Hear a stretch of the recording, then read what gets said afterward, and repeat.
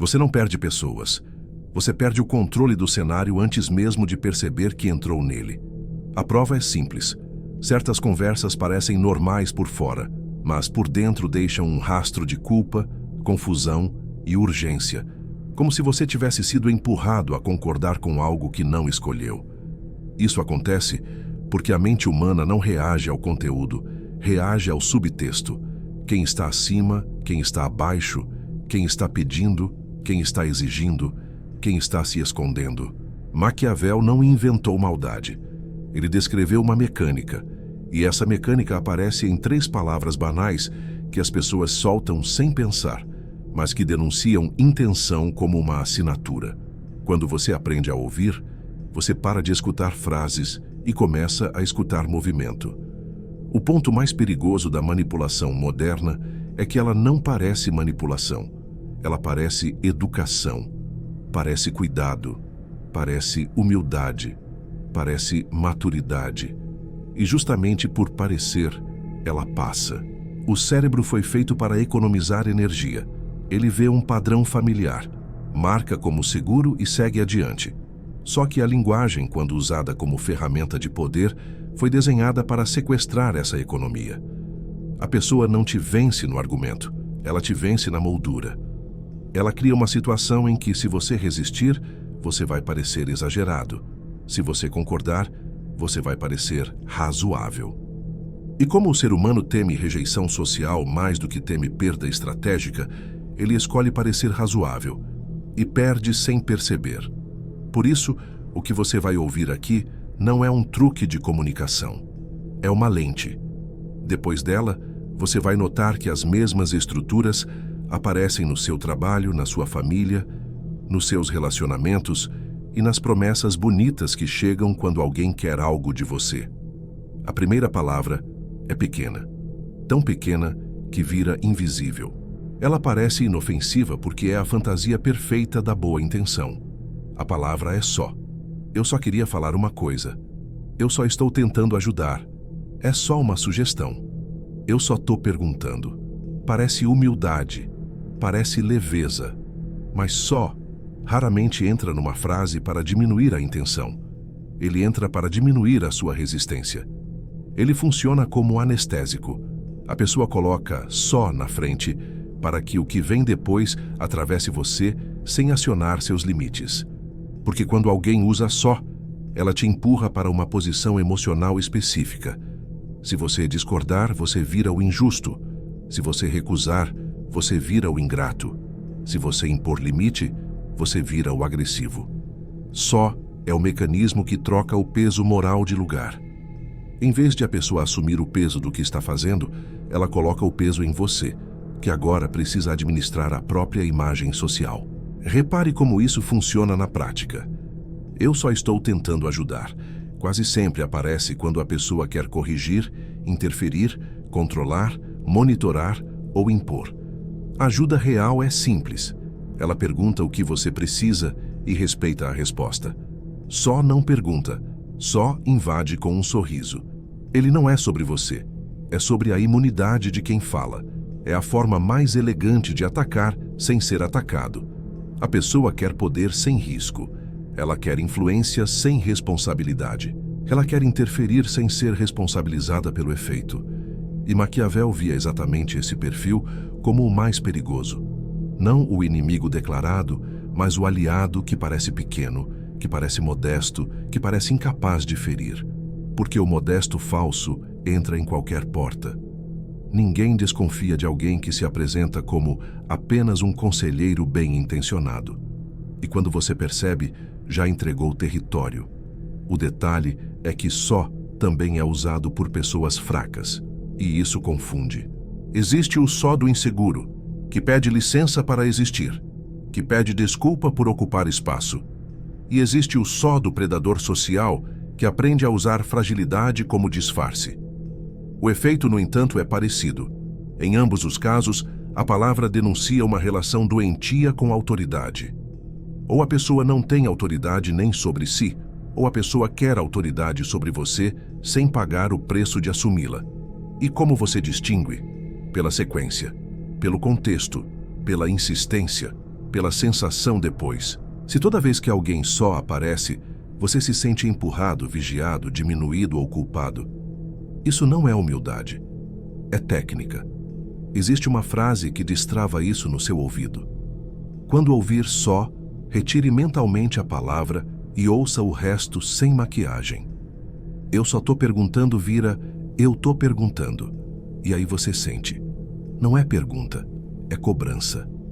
Eu só queria entender vira eu queria entender. E você sente. Não é curiosidade, é investigação. É só uma sugestão vira é uma sugestão. E você percebe. Não é sugestão, é direção. Eu só estou tentando ajudar vira eu estou tentando ajudar. E você percebe. Não é ajuda, é controle. O só é o truque que transforma pressão em polidez. E polidez é uma das máscaras mais lucrativas do mundo. Porque a polidez compra silêncio. Polidez compra tolerância. Polidez compra mais uma chance. E gente estratégica vive de mais uma chance. Agora, o que você faz com isso sem cair na armadilha de confrontar? Você para de responder ao tom e passa a responder ao movimento. Se alguém diz, eu só tô perguntando, você não responde como quem recebeu uma pergunta inocente. Você responde como quem recebeu uma cobrança.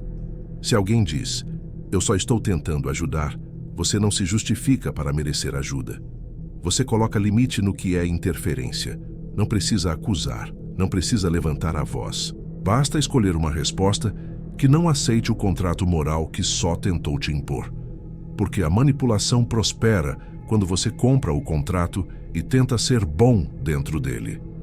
A lucidez começa quando você recusa o contrato e segue com seu eixo.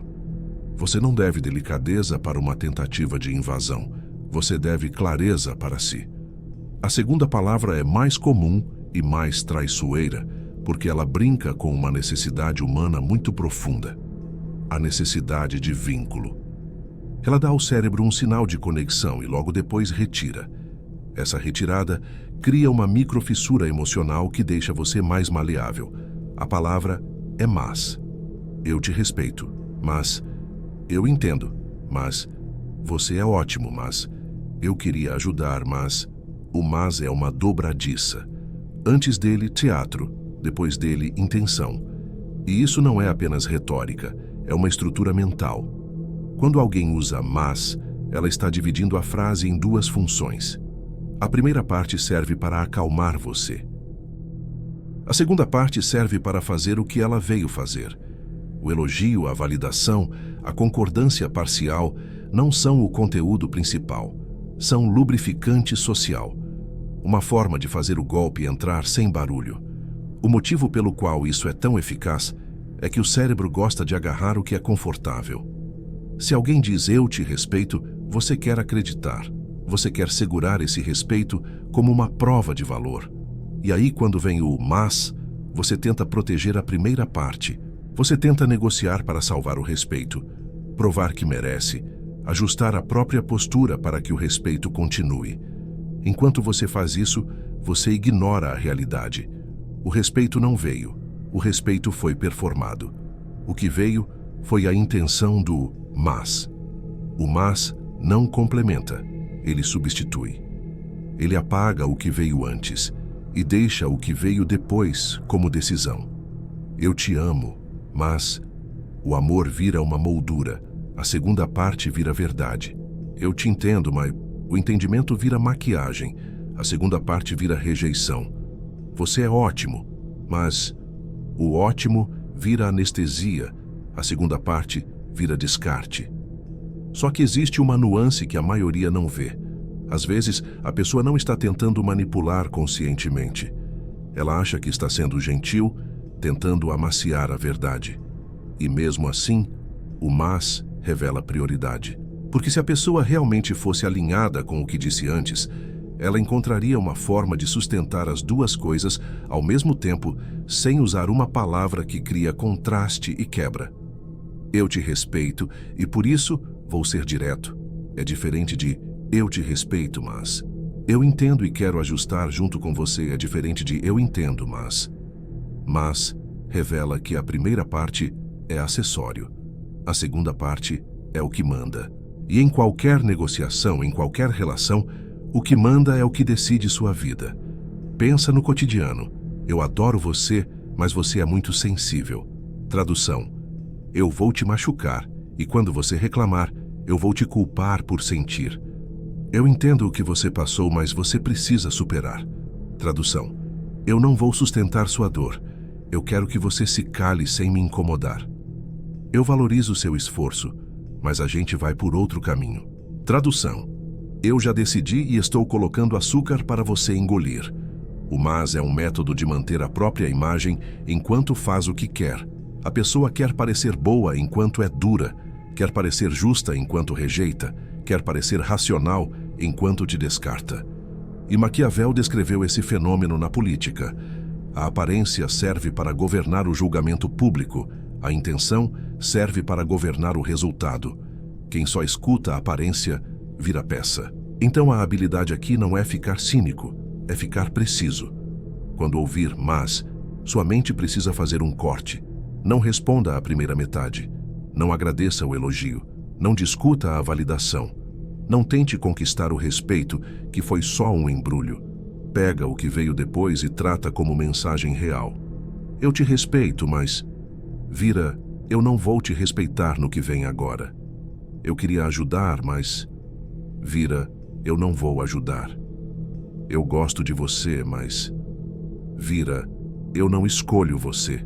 E quando você responde ao real, você não vira vítima do embrulho. Você interrompe a tentativa de te conduzir pelo afeto. Isso muda o jogo porque a maioria das pessoas é conduzida pelo desejo de manter harmonia. Elas respondem ao verniz e ignoram o corte. A pessoa que sabe ouvir o corte encurta a conversa. Ela não discute teatro. Ela não negocia com a maquiagem. Ela pede o núcleo.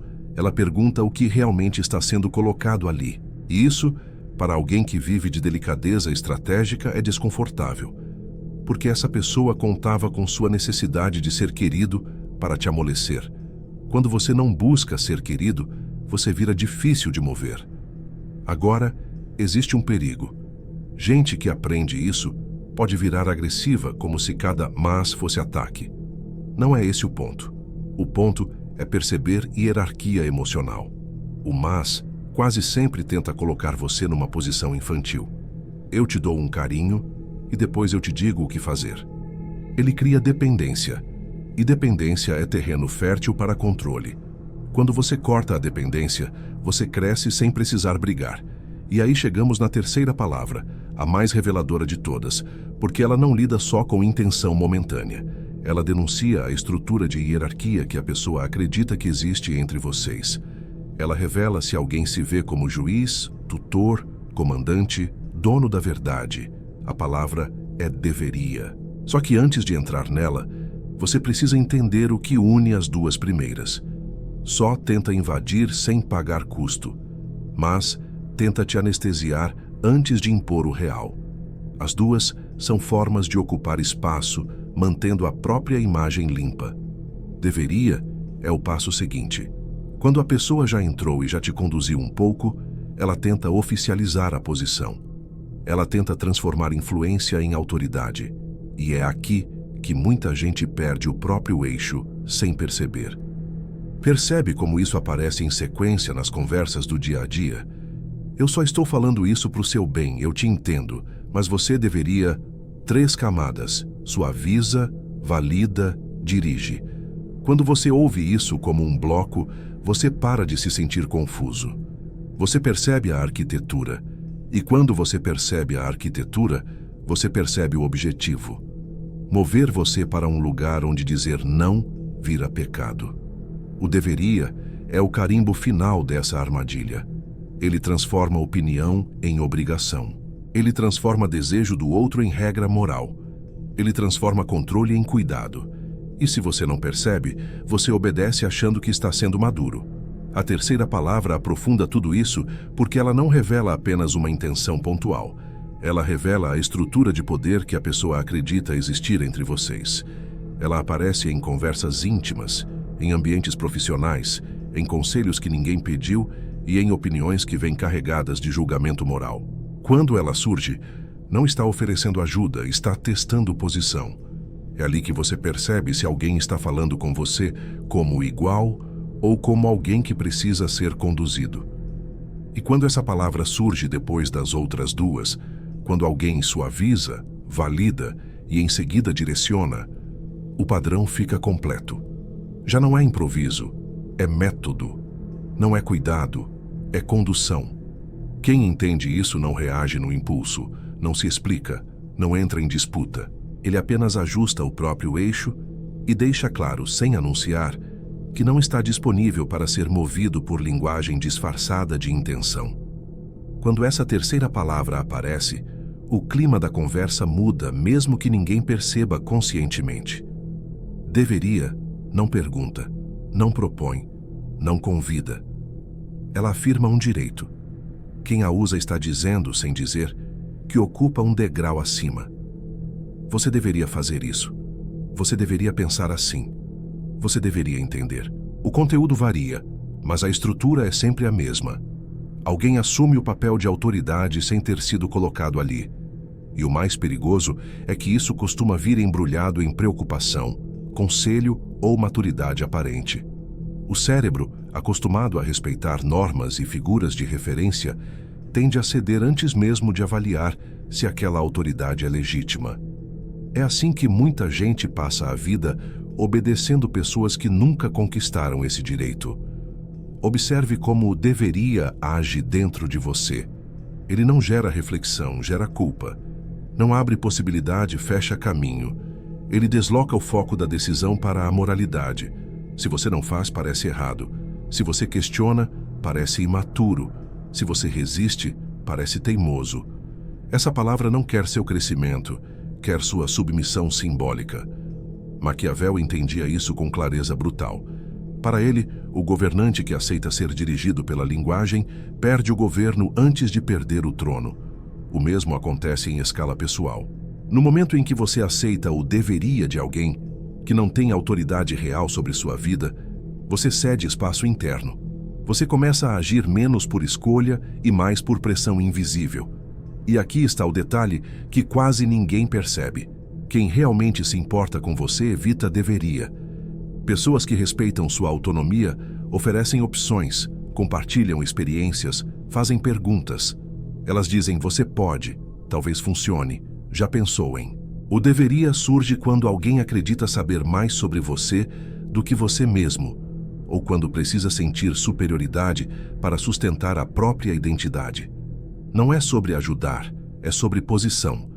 E quando você começa a notar isso, algo curioso acontece. Você passa a perceber quem fala com você de igual para igual e quem fala como se estivesse acima, mesmo sem cargo, sem vínculo, sem permissão. Quando alguém diz você deveria sem ter autoridade legítima, existem 3 respostas possíveis, e todas são silenciosas. A primeira é ignorar. Ignorar não é fraqueza, é recusa de reconhecimento. Você age como se aquela tentativa de direção simplesmente não tivesse peso suficiente para ser considerada. A segunda é deslocar. Você escuta, mas devolve a decisão para onde ela pertence. Algo como, vou pensar no que faz sentido para mim. Não há confronto, não há explicação, apenas reposicionamento. A terceira é cortar, usada apenas quando a insistência vira desrespeito. Eu não pedi conselho. Curto, limpo, definitivo. Não para ferir, mas para encerrar a tentativa de ocupação de espaço. Todas essas respostas têm algo em comum. Nenhuma aceita a hierarquia implícita. E é isso que quebra o padrão. Agora junte tudo. Quando alguém usa só, ela tenta entrar sem custo. Quando usa mas, ela tenta anestesiar antes de impor. Quando usa deveria, ela tenta oficializar o controle. Separadas já dizem muito. Juntas dizem tudo. Eu só quero te ajudar, eu te entendo, mas você deveria... Essa frase não é espontânea. Ela é construída. Ela foi desenhada para te mover sem que você perceba. Primeiro, desarma. Depois, cria falsa conexão. Por fim, direciona. Quem fala assim não está dialogando, está conduzindo. E quem não percebe acaba se adaptando, se explicando, se ajustando, até não saber mais onde termina a própria vontade e começa a expectativa alheia. O erro mais comum de quem aprende isso é tentar responder melhor, argumentar melhor, se explicar melhor. Isso é continuar dentro do jogo. O verdadeiro poder aqui está em reduzir resposta, não em sofisticá-la. Quanto menos você reage ao teatro, menos palco existe.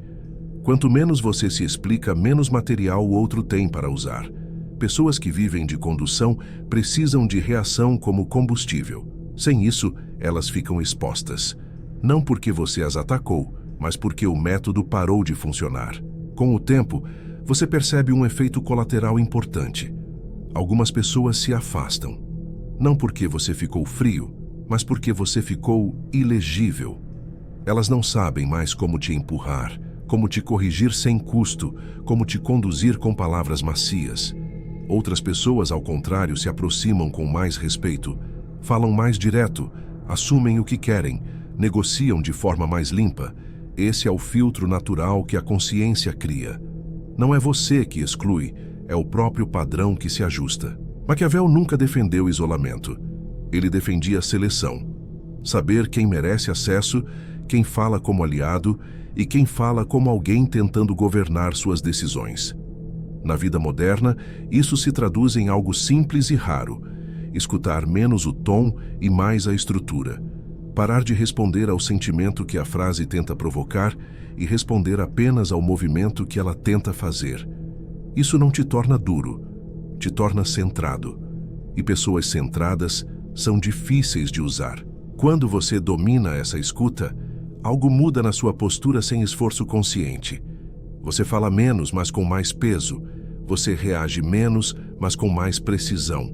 Você não precisa provar nada. Não precisa vencer discussões. Não precisa se justificar para existir. A linguagem deixa de ser um campo de batalha emocional e vira um mapa. E quem lê o mapa não se perde no terreno. A maioria das pessoas passa a vida inteira sendo empurrada por palavras pequenas, comuns, aparentemente inocentes. Elas sentem o efeito, mas não veem a causa. Agora você vê. Só, mas e deveria deixaram de ser palavras, viraram sinais. E sinais não pedem reação, pedem leitura. Quanto mais você lê, menos você é movido. Quanto menos você é movido, mais livre você se torna dentro de qualquer ambiente. Se esse vídeo te fez reconhecer padrões que você sempre sentiu, mas nunca conseguiu nomear, deixe um like para que ele alcance mais pessoas que vivem sendo conduzidas sem perceber. Compartilhe com alguém que vive se explicando demais e nunca entende por quê. E se inscreva no canal para continuar aprofundando como linguagem, poder e psicologia moldam quem lidera e quem é levado pela corrente sem notar.